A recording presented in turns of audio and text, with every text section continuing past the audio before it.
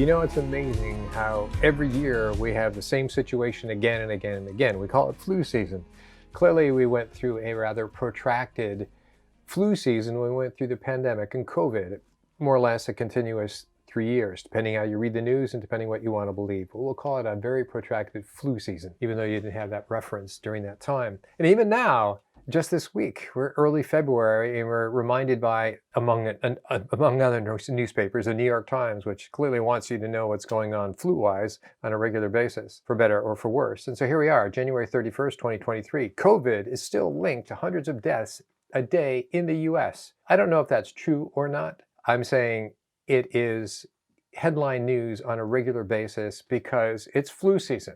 So this time next year, we'll get probably a similar title because it's always going to be right this time of year in the Northern Hemisphere, okay? But this is about what you can do for yourself, not so much me giving you the news from the New York Times. Here's out of the end of December where we were a month ago. Flu season ramped up earlier this year. Here's a cumulative hospitalization rate of influenza per 100,000 people in the Northern Hemisphere in the United States. So last month, it was up to a roaring start, and that was flu. So that wasn't coronavirus, that was flu in general. And that was premature. And all these lines over here are the last 12 seasons. And so it's simply saying the reality is always pretty much about the same. This year, it seemed to have taken off a lot earlier, and that might mean it might be coming down earlier. Who knows? But the reality is, what do you do about flu season? Do you just say, hey, I'm going to get another flu this year, or whatever that means to you, a cold or flu, and you're going to have to suffer it? I think no.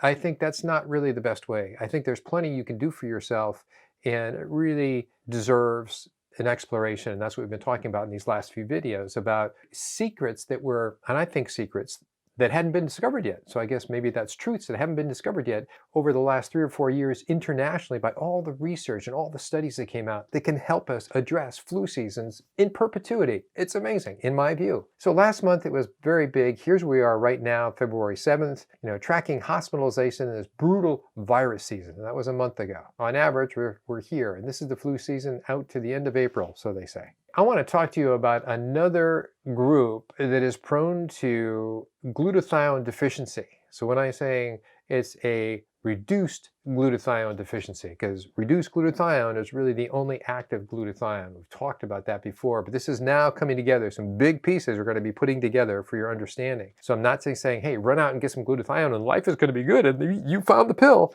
No, I think you need to think a little more deeply. That's why we're going in a rather longer way to explain the situation. So the first group that we talked about were people that had a thing called G6PD deficiency, glutathione 6-phosphate dehydrogenase deficiency. What that meant is they had plenty of glutathione, they just couldn't reduce it. So the glutathione they had was inactive, was ineffective, it was useless, but they had plenty of glutathione. It just wasn't reduced. And that was the metaphor I was using, was the canary in the coal mines, which is a canary, and there's an actual job that they have to hold.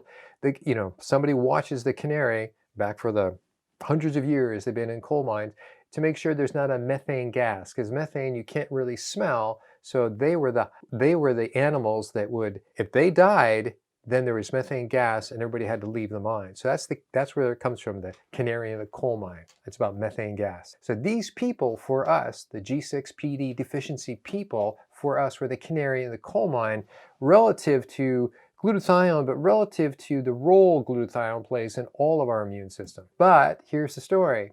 There's not one, but 2 different canaries in the coal mine. Another group who can't make enough glutathione to protect themselves. Now, these are the people that actually can't make very much glutathione. They're compromised. Whereas the other group, the G6PD deficiency people, they had plenty of glutathione. They just couldn't reduce it, so it wasn't effective. So here we go. During flu season and COVID, who are these people? The second canary. Is there really a second canary? So there are 2 canaries in the coal mine, but understanding both of their situations, and here's the point, we can better learn what we need to do to protect ourselves each year and in general. I mean, as I say, this is really breakthrough news, and thank goodness, I'm saying thank goodness in a backhanded way, that we got this information out of COVID. We found it's a silver lining of all the people who died in COVID because of COVID. So the 4 questions that I would think you'll be thinking about, it's like, who is the second canary? What do they have in common with the first canary, right? The G6PD deficiency people that couldn't reduce their glutathione.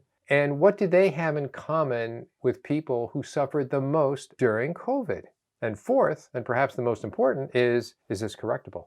So those who suffered the most during COVID, and I covered this on a previous videos, and it's good to cover it again, are this. Everybody thinks that everybody did poorly. No, there actually was a pretty small group of people defined by age. I'm in that group, so defined by age, but let's take a look at it. And this is from CDC via the, where are we? Number of COVID-19 deaths in the US as of December 7th, 2022. So that's just a month ago, 2 months ago. So 93% of all COVID deaths were over the age of 50. That's the punchline. But the interesting thing is the population, that's only a third of the population that's over age 50 in the United States. So a third of the population basically had, call it 95% of all mortality, all deaths from COVID. That's a big deal, very disproportionate to the population. You can say, well, they're older. Older people should die. Well, no, they don't die disproportionately. They don't get blown over suddenly. So what is this about? Well, one of the things we discovered is the first group, the highest mortality over 50, were very low in glutathione. Generally speaking, as you get older, you decrease your glutathione, but you're going to come back to that later. And here is a study we talked about, the effects of aging on human plasma glutathione concentrations, 1995. And what it showed is by the time you get to age 50, your levels have reduced by generally 50%, which means some people are way over,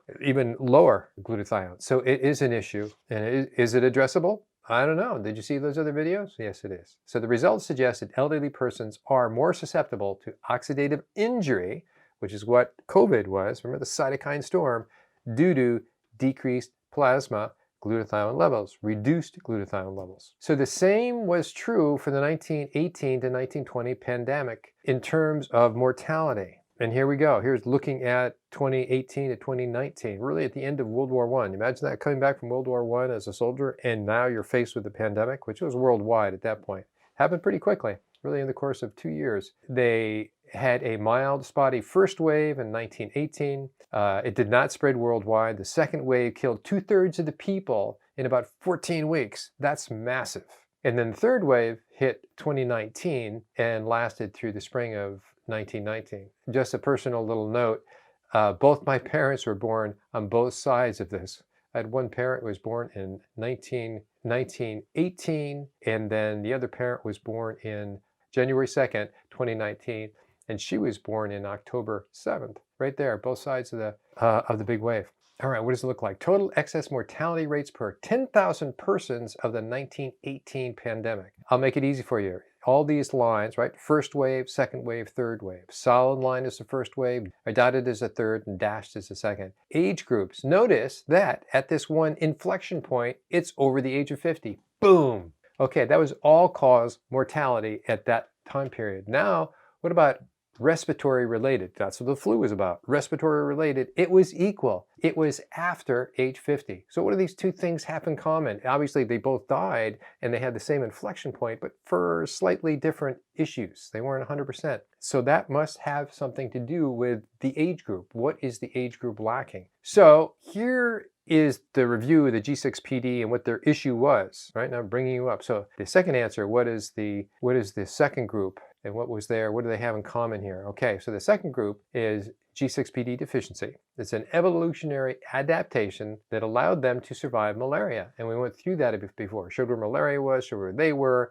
But this was a local, people didn't move around a lot way back when this all developed a couple thousand years ago, if not 10 to 20,000 years. We'll get into that a little bit. These are not migratory population patterns. They basically died with malaria or they survived because they had a genetic adaptation, right? So they had something that improved their ability to survive malaria, just malaria alone. And they had more children that had that trait and went on and on and on. That's how that worked. Okay, so they couldn't reduce their glutathione. Therefore, the glutathione they had was unusable. And they had a high COVID mortality because of it. So here's G6PD, and it's a non-functioning enzyme, right? That's the thing. It's not non-functioning. They'd be dead if it was non-functioning, but it's very poorly functioning. And anytime these people are stressed, it just doesn't work much. And so the problem is, this is a key enzyme that will reduce glutathione through NADPA and pH. We're not going to get into that, but that's what you need. That doesn't work. Glutathione doesn't get reduced, and therefore it's not being used. All this takes place in the red blood cell. Glutathione is throughout the body, but it's really important to the red blood cell. And this particular function in the red blood cell, which carries oxygen throughout the whole body,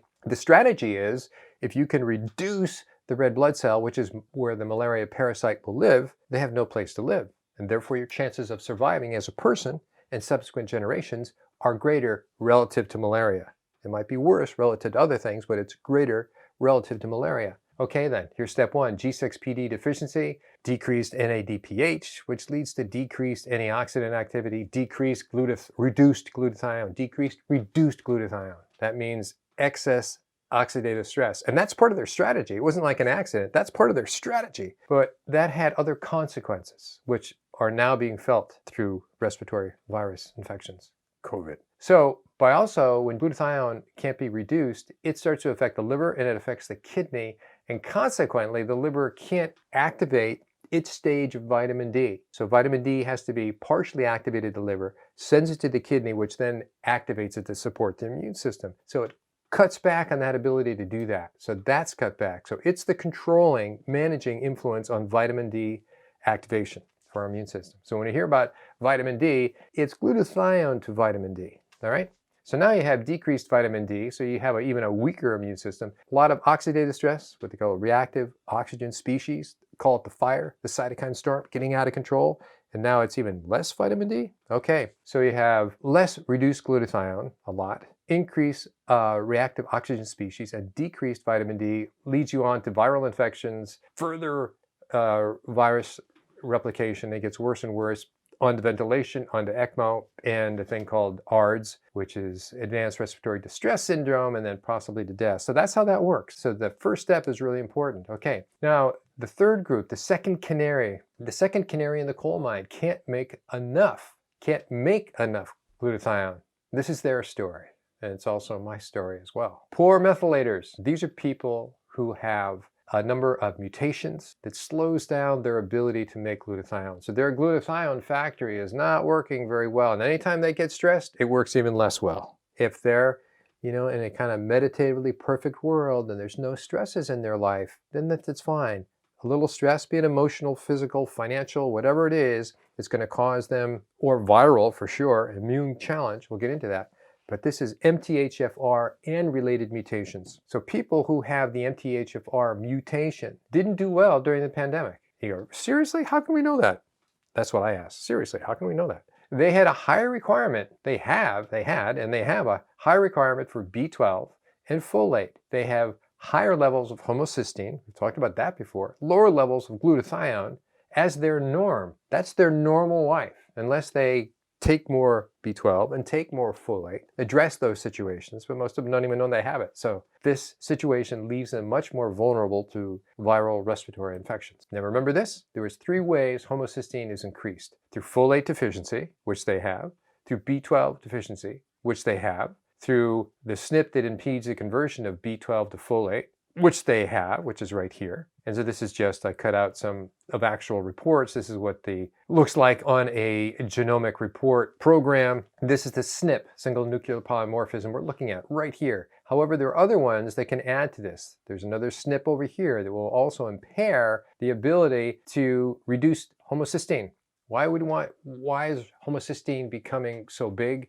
Because it can't be reduced back to methionine. It has to be reduced back to methionine, or converted back to methionine, or it goes on to making glutathione. And we all want it to make glutathione, but it can't, because either it's lacking the cofactors, here's B6, or it has problems with other mutations. So too much homocysteine is a big problem. Too much homocysteine is associated with neurological damage, Alzheimer's, dementia, mild cognitive impairment, etc., impaired immune system, and so on. Okay, so the 3 vital nutrients, folate, B12, choline, folate, B12, choline, and here's the MTHFR. Here's some other SNPs.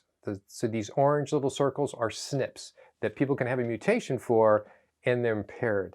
More than likely, they'll be slow. Sometimes a mutation can make it very fast, so that makes it a problem for the next enzyme. But MTHFR, MTR, MTRR, doesn't matter what they mean. BHMT, which is betaine, homocysteine, methyltransferase. It takes homocysteine back up to methionine. I call it the back door. And then you have SAMe over here, which basically is the universal methyl donor. It makes everybody happy that needs a methyl group.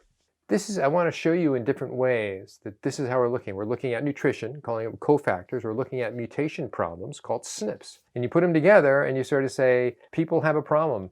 When I talk with clients, I say, let's look at this as a sprinkler system. If these are sprinkler heads and they're not working very well, do you think the flowers or the vegetables or whatever you're trying to grow are going to do very well? Nope, they're going to die. So pretty straightforward.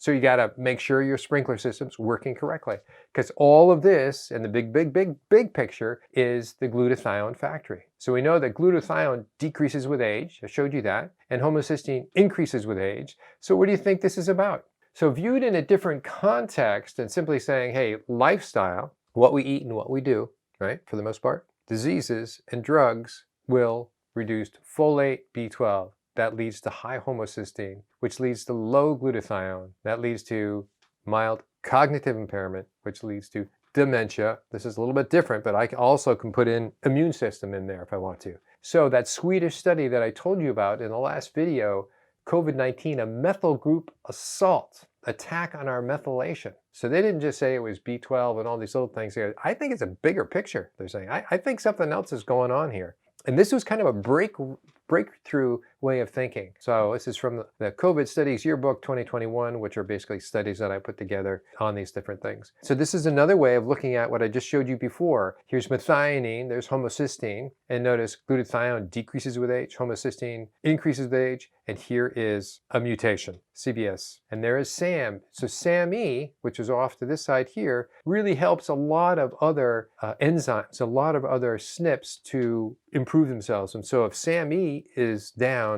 a lot of other ones are down as well. So here you have the methionine cycle and the folate cycle, and these are just some of the SNPs we talked about. B12, MS, this is methionine synthase, and so on. How does COVID-19 fit into all this? So the SARS-CoV-2 virus interferes by reducing SAM, or SAMe, whatever you want to, which is S-adenyl methionine levels. I just pointed out and say it's very critical that these guys be there because other things will stop working well. So it reduces SAM levels using up methyl groups for viral replication. They're borrowing the apparatus. So when the virus comes into the ACE2 receptor into the cell, its next job is to hurry up and replicate, hurry up and replicate. Well, how do you think it gets the amino acids and so on and so forth? It borrows the process. It says, we're not going to be doing that methylation thing anymore. We're going to be doing viral replication.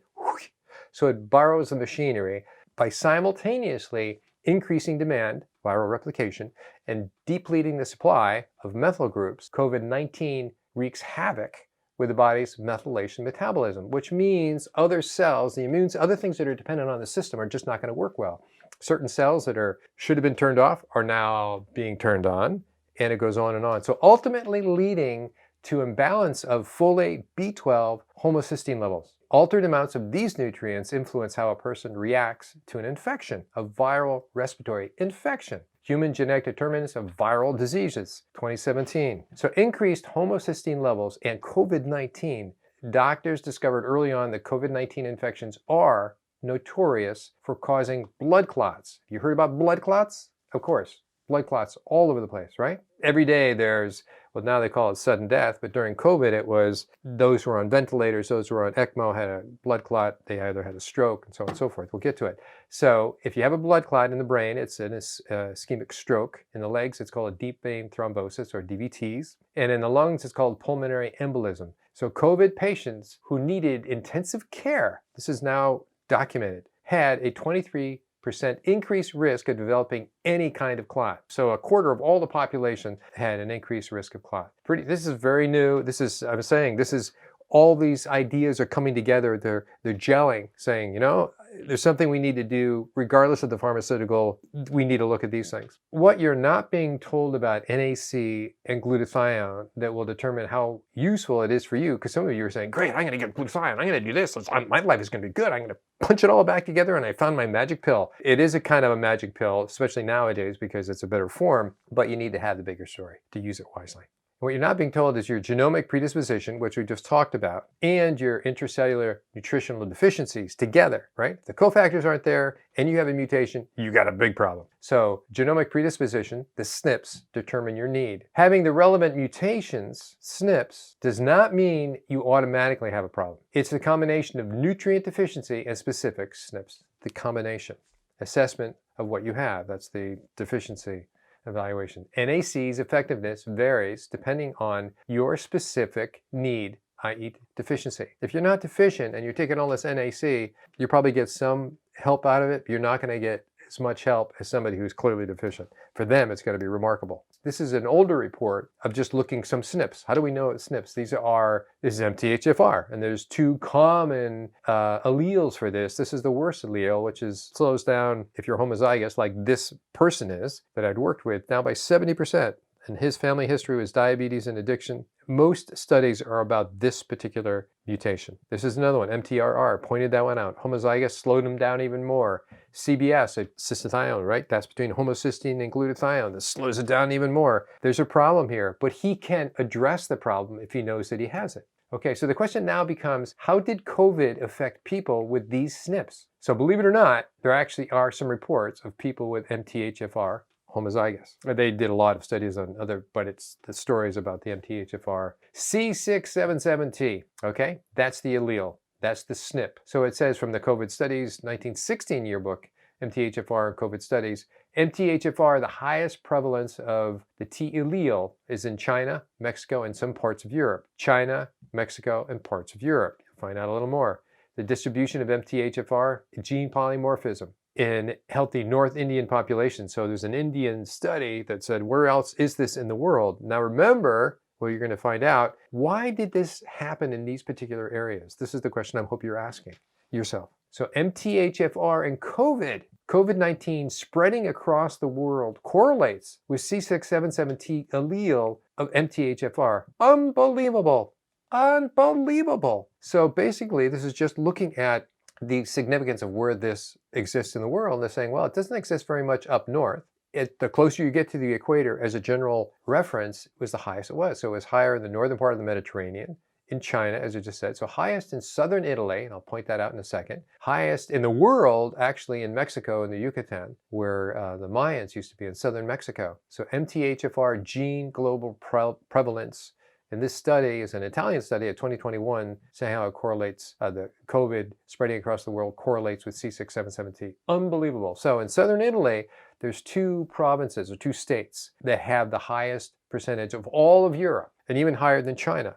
Not as high as Mexico, though. So we have Campania, 20%, and we have Sicily, which is where Judi, my wife, is from. And so that was 26%. We'll give you a little idea of where this is. So this is Sicily, obviously. That's Malta down there. This is Tunisia. That is Sardinia. And that is Corsica. So there you go. Now you know. So the distributions of C677T, MTHFR, polymorphism against COVID-19 incidence and mortality rates found that countries with the highest number of people with this mutation, polymorphisms, Latino and European countries, also had the highest numbers of recorded COVID deaths, cases and deaths. Unbelievable. Referencing that same study. Amazing that they could have that kind of data. So we have the correlation between MTHFR allele and the coronavirus mortality was found to be 85%. The correlation between homocysteine level and COVID severity of infection is demonstrated that homocysteine level of over 16, right, that's micrograms per liter, nothing you need to know, correlates with severe prognosis or mortality or death. That's amazing. That's amazing that it can be that specific. They're saying homocysteine at that level, they come into the hospital or wherever they are, or the ER, and they go, this is your level, lady or sir or son or daughter. I don't think things are going to go well, but they will. If they knew then what they know now, things would be very different. Here's another now expanded panel that we look at. We use this one, it's much bigger. And this is just a few pieces of it. This isn't the whole panel. What I want to point out is it's bigger than just MTHFR. MTHFR is right here, and this happens to be me, by the way. So I'm homozygous, and these other mutations are equally bad when you start adding in the other slowdowns. So we have the big slowdown, the homozygous for MTHFR of this particular mutation. We then have a choline compromised one. I'm homozygous for that. And we have other methionine. So things are pretty slow. So clearly it's something that I need to pay attention to, especially around flu season, from what I showed you. So some of the SNPs that affect our ability to make glutathione. Remember the glutathione factory? Okay, another way, genomic predisposition. Where are your bottlenecks? Problematic SNPs, as I mentioned before, and ours is a little simpler. We just have three little what I call traffic circles. Neurotransmitters, folate cycle, methionine cycle, and there's glutathione. It's still the glutathione factory. So we have, as we get older, homocysteine here gets higher. As we get older, glutathione there gets lower. Why is that? Clearly, it's about the factory is out of kilter. The factory needs to be tuned up. As we get older, we need to be more aware, and we can. Part of it is making sure we get enough animal protein. That's the source of our sulfur, of our glutathione, and our NAC, etc. Okay, the three bottlenecks: MTHFR, MTRR, CBS, and the very least. So with age, these two things happen, but they don't have to. What do these two canaries in the gold mine have in common? The very short answer is malaria. Seriously? Malaria. Now remember, malaria existed in the world everywhere for the most part, outside of the Arctic and Antarctica, both where malaria was long ago and also where it is today. Let's take a look. So we're going to use Mexico as an example, and this was lucky. These are three different studies that overlapped exactly, and it happens to be in an area that there still is malaria, high MTHFR acquired mutation, high mortality from COVID. So when I say acquired, I mean evolutionarily adapted or acquired mutation. They didn't just pick it up on the weekend, right? So here's the malaria map of Mexico, and here's the Yucatan here, and here's Guatemala and Belize. And this is where the Mayan civilization was. We'll look at that in just a second. But basically, it's the nub, the lower nub, and the very lowest part. That's called Chiapas. So now we look at MTHFR allele. They've done a lot of studies here, and they break it down that it's the Amerindians, that is the various different subpopulation of Mayans that are mixed up, and they have them all labeled going down there, and they even have some that up to 90%. So these are populations, and Maya, or the Mayan civilization, existed from nearly 3,000 years BC to up to about 600 years AD for that, so about a 3,000 year window. So they were there in an area. They didn't move around. You know, that was their area, and so they had to adapt. And those who survived to have kids, generation after generation, they had this strategy to kill most of the red blood cells because they can't make enough glutathione when they needed to. And so the malaria parasite didn't find a home. When the malaria parasite went away, their red blood cells regenerated and they can grow it back, so they could recover from that. And then here's the COVID mortality. Isn't that amazing? They absolutely, there's Chiapas, sort of this general area. And I imagine it in Guatemala and Belize, there would probably be an alternative part there too, but I didn't get that reference. So references for that slide, because I think that is so profound. I'm not just making it up, and I needed to put that up there. COVID mortality map, there you go for that. Malaria map, malaria risk by country, MTHFR C677 allele, and there's a couple studies, one that I showed you about distribution of native population, Mexico and Central America, and that was a US study. And the next one, that was 2021. And in 2016, a Canadian-Mexican study, heterogeneous distribution of MTHFR gene among mestizos and diverse Amerindian groups in Mexico. Amazing that came together. So here's a closer look of that area. So this is about the Mayans, just in a flash. I'm not going to go into their whole civilization, but the capital, if you will, of the Mayan culture was Tikal. Tikal was actually technically in Guatemala. So it was right behind Belize, certainly a good distance from Guatemala City. So it's the base, if you will, of the Yucatan. Just interesting to see that. Here's another picture of that, and surrounded by three oceans. The Pacific, the Caribbean, and the Gulf of Mexico.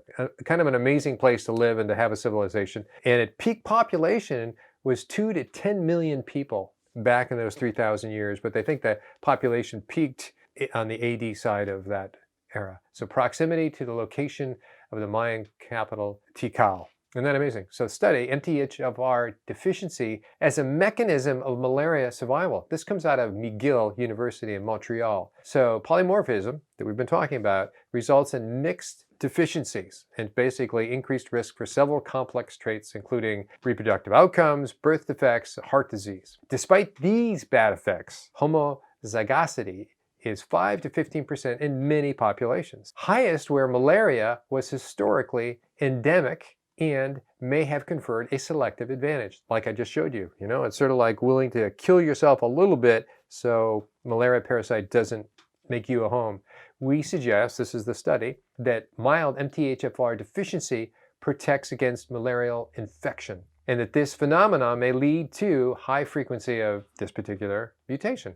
Right? C677T. Got that memorized. Isn't that amazing? I mean, it's just mind-blowing that was also a correlation. So I need to show you something about malaria now. How long has malaria been around? Malaria There's so many different strategies that have adapted, they evolved, co-evolved with malaria, because malaria has been around for a long time. Technically, malaria has been around longer than humans really evolved into the Homo sapiens. But here we go. In terms of actually knowing how long malaria has been around, we have records for it that back to 200,000 years. And so here's 100,000 years ago is when they start saying, well, that's modern man was 100,000 years ago for the most part. And so it gives you a little timeline. So malaria was the oldest, then tuberculosis, then smallpox, then leprosy, then cholera, and then HIV. And so here are the date lines. So cholera not until 5,000 years ago. HIV is new. There's the Silk Road, last glacier, maximum agriculture, writing, the wheel. So it puts it in a context that makes malaria a lot older than any other parasite. So it's been a long time co-evolving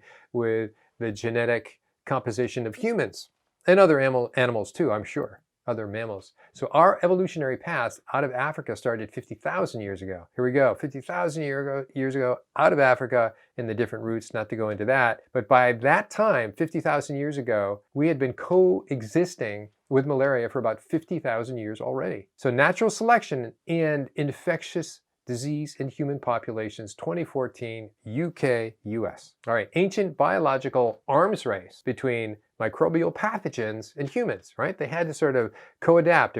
We had to learn a strategy, you know, you had the other strategy of G6PD, which is kind of similar, but this is MTHFR. It's like make yourself weaker, less ability to, when the stress comes up because you're starting to get this malaria parasite, you know, have the red blood cells die off quickly, but not so much that you die. So you can't kill off too much that you die because you need the oxygen to go around, right? The arms race between the microbial pathogen, malarial parasite, and humans has shaped genetic variation in modern populations. It's the oldest human parasite that we know of and has killed the most people in its history and in our history. So here's just a picture of the eradication of malaria. Pretty phenomenal. Since World War II, so World War II, it was everywhere, as I showed you in other maps. But really by the time here's 2020, and they think by 2025, it will just primarily be in Africa, parts in Africa, the Congo, and so on and so forth. So just 80 years ago, malaria nearly covered the entire globe, and it was everyone's problem.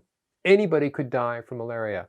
As you got up to closer to the Arctic, obviously you just had a seasonal issue. And farther south, the higher latitudes, north and south, you had a seasonal, so it wasn't around. If you stayed around the equator, all right. So here's this 5 variants known. Just want to say that it's obviously red blood cell. That's what it looks like. It starts to the liver to the red blood cell. But there's 5 variants. It's not like, hey, it's one parasite doing the same thing to everybody. It's one parasite doing a variety of different things in its different ways. Clearly the most deadly is the one we know most about, and then it goes on from there. So it's a fascinating co-evolution if you look at it that way.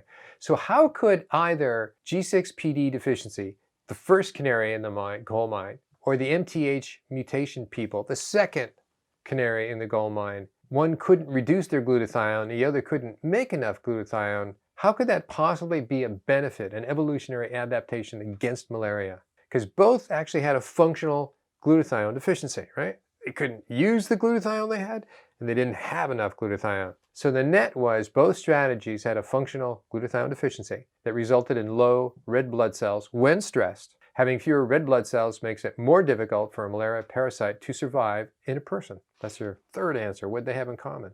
Isn't that amazing? That was never known before COVID. That was never known to pull these factors together. Now we're seeing a big deal. So MTHFR gene global prevalence, I showed you before, Mexico, southern Italy, and now we have G6PD deficiency gene global prevalence, right? So now we're comparing both of them. They kind of overlap, but no, they're not in the same place, and nor do they have to be. These were populations that started to genetically establish a certain strategy against on a population basis. Some were going to die, clearly, but more people had to survive that with these genes than didn't. And that's how it was acquired and passed on to subsequent generations. So G6PD deficiency, highest is in the Saudi Arabia area, then parts of Eastern India and Southeast Asia, and also parts of Northern South America and throughout the Caribbean. So they overlap a little bit, but maybe not exactly. So for more details about all this, this is the video that I did before. It is fascinating. I hope you go in for the details, but I find I need an explanation of why do these things here. So the whole MTHFR explanation prior to COVID, prior to the whole malaria thing, was that, oh, wait a minute, these people must have lived in an area there was abundant folate and abundant B12, therefore they didn't need to have as much. That was complete crap. And that's been basically the answer for 2 or 3 decades. And we really only started studying MTHFR, the whole methylation mutations and SNPs, since the late 90s. And so it's only been 20 years of pretty intense focus on it, as opposed to G6PD deficiency goes back over 100 years, as I mentioned before. Okay, the importance of knowing what SNPs you have is that SNPs in general have a greater demand for specific nutrients to function normally. That's all. It's pretty easy to address, so they are addressable. Okay, hence, the nutritional requirement varies between people. So it's not a one-size-fits-all. This is what I'm trying to show you. It's not a one-size-fits-all. I get an endless amount of, I'm doing this, what should I do? I don't know you. I don't know your labs. I don't know your genetic predisposition. There are some major differences that need to be identified or dismissed, ruled out. Some have a much greater need for specific nutrients than other people, independent of, completely separate from their diet. That's why we test. So this is the intracellular nutrient level, right? Why nutrient assessment, it is never only about what SNP mutations they have. It is nearly always about the difference, the delta, if you will, between your nutritional deficiencies and your most problematic mutations. So here we go. We've talked about glutathione. We've talked about all those SNPs. But this person in particular is also intracellularly deficient in glutathione, deficient in the precursor for glutathione, deficient in another precursor for glutathione, and one of the cofactors, and on it goes. So what are the best sources for glutathione if we're just looking at a dietary? We're going to talk about that in the next video, subsequent video. But generally, the answer is salmon, fish. Salmon's actually the best of the fish. Liver, organ meats, so that's liver and kidney. Most people, it's about liver if you're living in the United States or North America. Shellfish, such as oysters. Are they enough? And people go, what about whey? Well, I'm going to say, what about waiting till the next video? We'll get into that. Till then. So if this is something that you're interested in, that is a topic that I obviously go deeper in terms of labs, in terms of how to do it, in terms of why you would want to do it, various topics, as you've seen that I've done in the past, then please let me know below in a comment. Till then.